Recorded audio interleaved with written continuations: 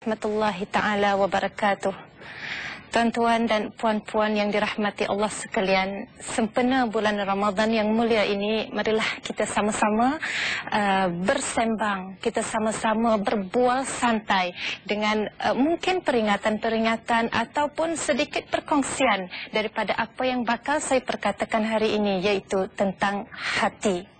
Walaupun hati ini seringkali disebut orang, seringkali didengar di mana-mana, tetapi kadang-kala ada sesuatu yang kita perlu tahu tentang hati. Dan hari ini insya-Allah kita akan kupas, kita akan cuba mengurek apa yang pentingnya tentang hati ini, apa perlunya kita menjaga hati dengan sebersih-bersihnya. Adakah hati yang kotor, jiwa yang kotor ini boleh kita cuci? Seperti kita cuci kain, seperti kita cuci pinggan dan sebagainya. Adakah hati yang sudah bersih ini boleh menjadi kotor secara tiba-tiba? Itu yang akan kita belajar, itu yang akan kita ketahui sedikit lagi.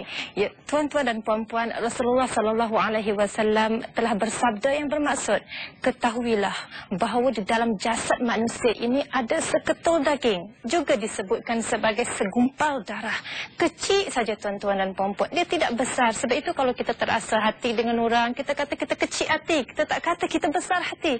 Kalau kita besar hati itu maknanya dah jadi lain. Maknanya kita bangga, kita seronok, kita rasa berterima kasih, kita rasa bersyukur sekiranya kita berbesar hati. Tetapi kalau kita berkecil hati, ini yang akan kita ketahui. Kenapa kita berkecil hati? Apa yang orang lakukan yang menyebabkan kita rasa jauh hati? Rasulullah juga menyebut sekiranya hati itu baik, maka baik seluruh anggota badan. Tetapi sekiranya hati itu kotor, maka kotorlah jiwanya, kotorlah tindak tanduknya, kotorlah perbuatannya. Ini yang harus kita elakkan, tuan-tuan dan puan-puan. Kalau kita terasa hati juga disebutkan sebagai tersinggung, mungkin ada budi bicara, mungkin ada tindak tanduk yang kita rasakan tidak kena dilakukan orang kepada kita. Sempena bulan Ramadan yang mulia ini, kita cuba jauhi perasaan-perasaan tersebut. Kita mesti menidakkan perbuatan-perbuatan itu. Kita juga, tuan-tuan, kita kena letakkan filter. Kalau kita nak minum air pun, air itu kita tapis. Kalau kita nak bercakap pun, cakap kita kena tapis. Orang pun nak bercakap dengan kita, sekiranya dia tahu hati itu adalah sesuatu yang sangat penting, maka dia akan letakkan juga filter kepada setiap butir bicara yang dia akan keluarkan. Jadi sangat penting hati ini. Sempena bulan Ramadan ini juga, ini adalah masa yang terbaik untuk kita melatih diri kita supaya kita bercakap dengan perkara-perkara yang baik, bercakap jangan berbicara tentang perkara-perkara dunia secara keterlaluan. Kerana perkara-perkara dunia inilah yang menjadikan kita berbohong, yang menjadikan kita berkasar, yang menjadikan orang berasa kita ni sengaja menyakitkan hati mereka. Juga kita kena jaga mulut. Sebab apa? Sebab mulut inilah, kerana mulut badan binasa. Ada juga peribahasa sebut, yang kurik itu kendi, yang merah itu saga, yang baik itu budi, yang indah itu bahasa. Bukan yang indah itu rumah yang cantik, bukan yang indah itu personalitinya yang menarik, tetapi yang indah itu adalah budi bahasa. Sebab itu orang yang berilmu, tuan-tuan dan puan-puan, kalau sekiranya dia ingin amalkan ilmu itu dengan baik, maka dia ingin menjadi seorang yang akhlaknya terpuji. Jadi bila akhlak terpuji, secara tidak langsung dia punya budi bahasanya juga baik, tindak tanduknya juga baik.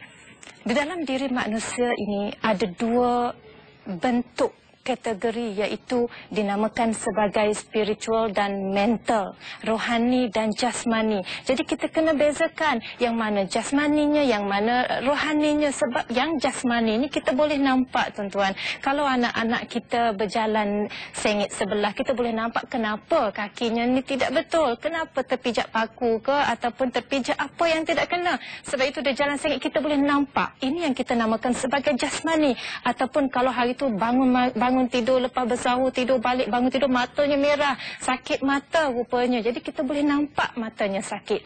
Tetapi rohani ni, spiritual ni, kita tidak boleh nampak. Dia berkaitan dengan akal, berkaitan dengan nafsu, berkaitan dengan perasaan, berkaitan dengan rasa sedih, rasa gembira, rasa terharu, rasa marah dan sebagainya. Yang spiritual inilah yang kita kena jaga betul-betul. Kerana apa? Kerana kita tidak boleh nampak. Sebab itulah kita tidak boleh luahkan perasaan kita kepada orang lain. Kadang-kadang kita rasa gembira tapi kita katakan kita biasa-biasa sahaja. Kadang-kadang kita rasa marah tapi kita takut kalau kita cakap pada orang, saya rasa marah hari ini, maka orang tu pun terasa pula hati dengan kita. Dia ingat kita marah dia. Ya, so sempena bulan Ramadan yang mulia ini, kita sama-sama mengenal pasti adakah hati kita ini hati yang bersih atau hati kita separuh bersih ataupun hati kita adalah hati yang kotor. Kerana sekiranya kita tahu bahawa hati kita kotor, kita masih mempunyai banyak peluang, banyak masa dalam bulan Ramadan ini, khususnya 30 hari, kita cuba bersihkan hati. Itu bagaimana kita nak bersihkan hati akan kita kupas sebentar lagi. Dan seperti yang saya sebutkan tadi, dari segi spiritualnya, dari segi yang kita tak nampak ni tuan-tuan, kita kena jaga betul-betul. Kadang-kadang anak kita bila umur dah 5 tahun, dah 6 tahun, kita marah sikit dia menangis, kita marah banyak pun dia menangis, kita tak marah pun kadang-kadang dia menangis. Kenapa berlaku macam ini? Sebab kita tak nampak sesuatu di dalam diri dia. Jadi kita kena pelihara, kita kena didik, kita kena jaga hati kita ini supaya dia menjadi hati yang sentiasa bersih. Bukan sahaja kita tetapi ahli keluarga kita, terutama ibu-ibu, bapa-bapa yang mempunyai anak. Anak ini kita kena didik hatinya dulu, baru kita didik perilaku-perilaku yang lain. Kerana sekiranya hati itu tidak baik, hati itu terpesong, maka dia akan menjadi perkara-perkara yang tidak baik, yang terdorong hasil daripada jiwa dan hatinya yang kotor itu. Kita juga perlu lihat bahawa penghijrahan hati ini perlu dilakukan dari semasa ke semasa.